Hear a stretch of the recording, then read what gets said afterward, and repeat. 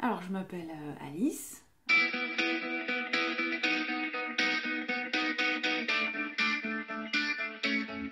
Je me décrirais comme une femme aujourd'hui libre, indépendante,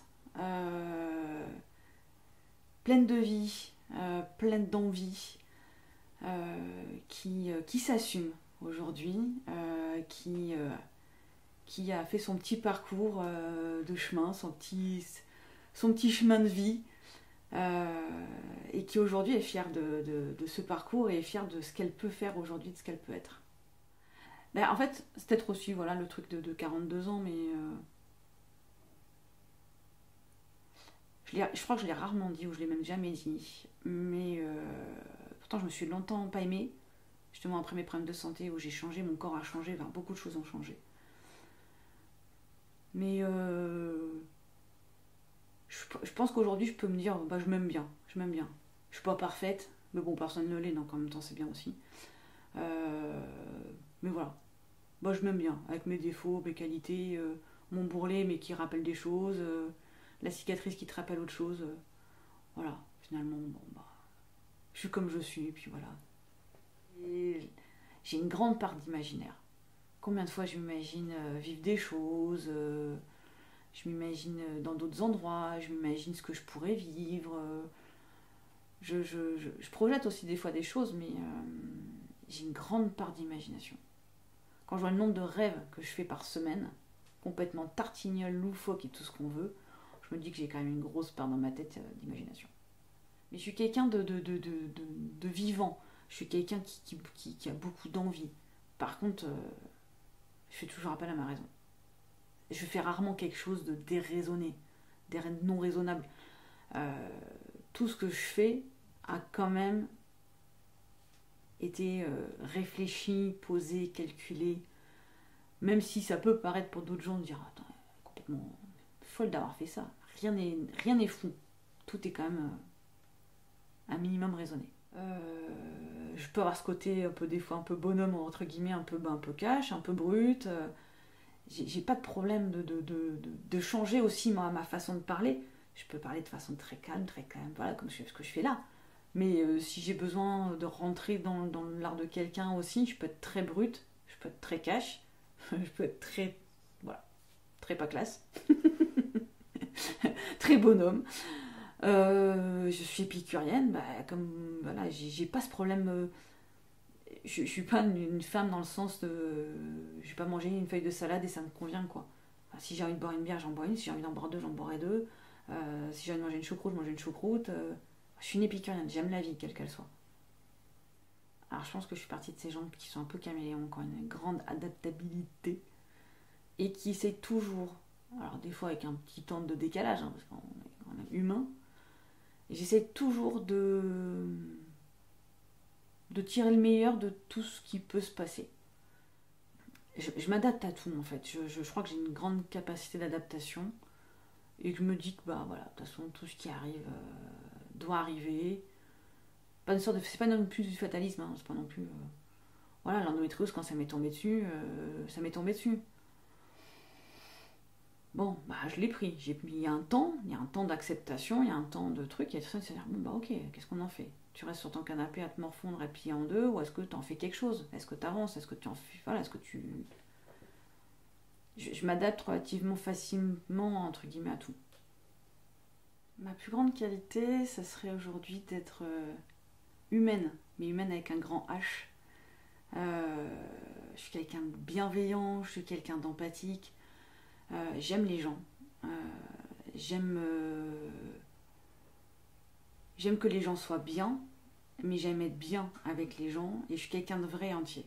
Donc je pense que ma plus grande qualité aujourd'hui, c'est d'être humaine avec un grand H. Mon pire défaut, c'est d'être un peu trop entière des fois ou un peu trop cash. Je sais que c'est quelque chose autant on peut trouver ça chouette, autant des fois on me dit que c'est un petit peu, indélicat, on va dire. Mais je suis cash, mais je suis jamais méchante. Mais en tout cas,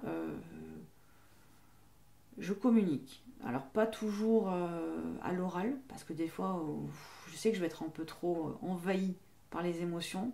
Du coup, je passe par l'écrit. Mais je fais quand même attention à ma façon de communiquer avec les autres. Je peux aussi m'excuser quand je sens que j'étais un peu trop directe. Mais des fois, j'explique aussi, dire voilà, je suis directe parce que comme ça, je sais que je le dis et ça m'évite de tourner autour du pot parce que sinon, je sais que je vais pas dire ce que je veux dire. Donc voilà, après, pas toujours très adroit aussi, mais bon, on est humain, quoi. On a le droit de se tromper. Ce qui me procure de la joie, c'est les choses simples en fait de la vie. Même si j'ai que 42 ans aujourd'hui, je me rends compte que ce qui vraiment me procure de la joie aujourd'hui, c'est les petits moments simples de la vie. Cuisiner, aller me promener, me balader, aller marcher avec ma fille au bord de l'étang. Voilà, c'est vraiment des choses très simples, mais c'est vraiment ce qui me procure le plus de joie. C'est de voir le malheur des autres, de voir les gens, quand tu vois des gens qui sont incapables de s'exprimer pour pouvoir dire ce qu'ils ont à dire, ou quand tu vois des gens qui sont embourbés dans leur malheur et qui n'arrivent pas à s'en sortir. Il y a des fois, j'aimerais pouvoir sauver tout le monde, bon, on peut pas. Et puis on peut sauver que des gens qui veulent être sauvés, entre guillemets, mais il y a des fois, tu as envie d'y aller, de les sortir de leur marasme et de leur dire mais ouvre les yeux, regarde ce que tu as devant toi, c'est facile, sois heureux. Mais bon, voilà, c'est ce qui me rend plus triste en général. Les araignées. Non, je rigole. Alors, ça fait partie de mes plus grandes peurs, les araignées. Ma plus grande peur, alors, la mort, mais pas le fait de mourir, mais ma plus grande peur, si, c'est de voir ceux que j'aime mourir avant moi. Et en même temps, ma plus grande peur, je crois que c'est de mourir avant ma fille. L'injustice. Je supporte pas l'injustice. L'injustice me met en colère, et un truc qui peut me mettre aussi en colère, c'est l'impression d'être oppressé. Quand les gens t'oppressent et te laissent pas t'exprimer, te laissent pas parler, surinterprètent ce que tu as pu dire, mais ça peut me mettre dans une colère intérieure. J'apprends à gérer aussi mes émotions, forcément, mais une colère intérieure et j'apprends à respirer, faire un pas de côté, réfléchir pourquoi la personne, enfin tout la gestion des émotions là sur la, mais ça peut me mettre en colère, ouais, ça peut me mettre facilement en colère quand même. J'ai forcément des regrets dans ma vie, mais je crois qu'en fait j'aime ma vie aussi d'aujourd'hui. Et je me dis que chaque chose est arrivée quand il fallait que ça arrive, et finalement si c'est arrivé peut-être avant, peut-être que ça aurait été trop tôt ou trop tard. Là comme ça j'ai pas de regrets. Puis je me dis que j'ai 42 ans, j'en ai encore sous le pied, je peux encore. Dans le pire des cas, les petits regrets peuvent être faits plus tard. Donc, mais j'ai pas non plus une liste énorme de choses à faire avant de mourir ou quoi que ce soit. J'ai pas trop de regrets en fait, je prends ma vie je pense comme elle est et puis j'accepte au fur et à mesure les choses. Alors, mes atouts et mes forces physiques, comment dire, voilà, ça je pense pas que j'en ai. À part d'être souriante, ça je pense que c'est un de mes plus grands atouts. D'être souriante et du coup je pense d'être avenante. D'être simple aussi. Mais ma plus grande force psychologique, c'est une grande confiance en la vie. Et de croire en moi. Alors, j'allais dire, je ne sais pas d'où ça me vient, mais je pense que ça me vient parce que j'ai 42 ans et que je sais par où je sais la vie que j'ai menée et je sais que voilà que je suis fière d'en être là où j'en suis aujourd'hui. Et du coup, j'ai une confiance absolue en moi-même. C'est-à-dire que je sais que je peux compter sur moi pour avancer. J'ai pas peur. En fait, j'ai plein de peur. J'ai plein de doutes. Mais j'ai une sorte de confiance absolue en moi-même de me dire de toute façon, si tu le fais, tu y arriveras. D'une façon ou d'une autre, tu y arriveras. Voilà, on te ferme la porte, c'est pas grave, il y a une fenêtre, et puis c'est pas la fenêtre, il y a le Velux, et puis c'est pas le Velux, il y aura le garage, et puis si c'est pas le garage, tant pis en fait. Si c'est peut-être cette personne-là, elle te méritait pas de te rencontrer, et puis next, on passe à autre chose quoi. J'ai fait plein d'erreurs. Je me suis trompée de vie plein de fois. Mais j'ai rebondi à chaque fois. Mais j'ai rebondi parce que je me suis pris par la main.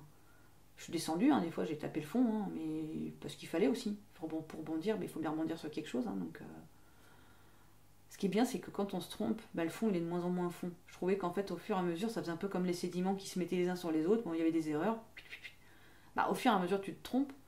Bon, il y a quand même un tas d'erreurs en dessous. Donc tu rebondis quand même de moins en moins bas, quoi. Enfin, c'est de moins en moins bas que tu descends. Après, là où arrivera le rebond, c'est pas toujours où ça va arriver. Mais j'ai rebondi de l'endométriose, j'ai rebondi de mes erreurs passées, j'ai rebondi de mes histoires d'amour qui ont été souvent très très chaotiques, parce que je cherchais l'amour du père, je cherchais la reconnaissance du père, la reconnaissance de l'homme. J'ai mis un bout de temps à me dire que je pouvais aussi être juste reconnaissante de moi-même sans avoir besoin de la reconnaissance d'un homme. J'ai quand même été plus en forme que maintenant. Grosse faiblesse physique, ça a été souvent mes problèmes de migraine. Je voulais faire un stit à la base, mais je me suis rendu compte en fait que c'est complètement utopique parce que quand on est migraineuse et qu'on a un stit, c'est quand même compliqué à gérer. Moi, le bruit avec 30 gamins, c'était pas possible, quoi. Mais j'ai mis longtemps à m'en rendre compte. Donc, il a fallu que je change aussi toute ma vision de ma vie. J'avais fait toutes mes études pour faire un stit. Et qu'est-ce qu'on fait quand on finalement le fera pas? Un peu compliqué. Mon corps m'a souvent joué des tours. Mais mon corps, en fait, a toujours parlé pour moi, mais je m'en rendais pas forcément compte. J'ai beaucoup de problèmes d'infection urinaire quand j'étais plus jeune, beaucoup de problèmes de migraine, beaucoup de problèmes de... tous mes problèmes finalement gynéco, endométriose et tout le tintouin. Mais est-ce que c'était pas des alertes pour dire « Ouh, t'es pas dans la bonne vie, ouh, affirme-toi, t'es pas à ta place, c'est pas ta place là. Allez, bouge, fais autre chose. » J'ai mis du temps aussi peut-être à comprendre tout ça, mais mon corps a été peut-être une faiblesse. Mon corps une faiblesse parce que qu'est-ce que j'étais bien avant. Physiquement, franchement, j'étais bien avant. Aujourd'hui, il a fallu aussi accepter un nouveau corps avec des kilos en plus que t'as pas envie d'avoir, que t'avais pas envie d'avoir. Mais c'est pareil, aujourd'hui je l'accepte. Bon, j'ai pas trop le choix non plus, pas non plus. Parce que les kilos hormonaux, ils sont pas forcément évidents à perdre non plus. Puis j'ai pas non plus envie de m'acharner à faire du sport à permanence. Mais je reprends le contrôle de mon corps aussi aujourd'hui. Aujourd'hui, je fais de la boxe. Depuis septembre. C'est très récent, mais c'est très récent, mais ça prend déjà beaucoup de place dans mon cœur, on va dire, et dans ma tête. Je fais de la boxe qu'entre femmes, mais mon corps, il a déjà changé depuis septembre. Et ça me fait un bien fou, ces cours de boxe. C'est un échappatoire, c'est un coup d'oxygène de folie dans la semaine. Et ça donne aussi confiance en soi. Boxer en tant que femme, c'est pas anodin. Et j'adore cette idée, j'adore ce truc. D'ailleurs, du coup, faiblesse psychologique. En fait, la faiblesse psychologique, c'est la responsabilité d'une vie de famille aussi. C'est quand même malgré tout, c'est peut-être la plus grande faiblesse. L'amour que j'ai pour ma fille, c'est peut-être la plus grosse faiblesse que j'ai aujourd'hui. Je sais qu'il y a plein de fois où je réfléchis à 2, 3, voire 4, 5 fois avant de faire des choses parce que mais est-ce que ma fille elle va pas mal le prendre? Est-ce que ça va pas impacter sa vie? Est-ce que ça va pas abîmer notre lien? Compliqué quand j'ai refait ma vie, de lui réimposer, de lui imposer quelqu'un, entre guillemets, parce qu'elle a un sacré caractère aussi, mais j'ai mis du temps, j'ai mis beaucoup de temps. Je cuisine, beaucoup. Je marche, beaucoup. Je profite de ma famille, beaucoup. Je marche pas toute seule. Je suis pas quelqu'un par contre de très solitaire. J'ai toujours aimé marcher. Alors pourquoi? Parce que j'aime pas courir. J'aime pas courir, j'ai mal aux genoux. Par contre, marcher, je peux marcher. Sur du plat énormément. Quand j'ai vécu à Paris, dès que je pouvais ne pas prendre le métro, je faisais tout en marchant. Je marchais un maximum. J'adore marcher parce qu'on découvre les villes, on découvre d'autres endroits, on découvre des choses qu'on verrait pas autrement. J'aime le temps de la marche parce qu'il peut être différent. On peut marcher plus ou moins vite, plus ou moins fort. On peut adapter aussi son temps de marche. J'aime marcher parce que ça permet de pouvoir parler sans regarder les autres, ça permet de pouvoir expliquer des choses ou dire des choses des fois qui sont un peu dures à dire sans avoir à regarder l'autre. Donc il n'y a pas le contact physique et le contact visuel, donc c'est un peu plus facile aussi. J'aime marcher parce que ça donne d'autres horizons, parce qu'on voit d'autres horizons, on voit d'autres choses, on voit d'autres paysages. On peut changer ses lieux de marche facilement. Et je trouve que tout devient facile avec la marche.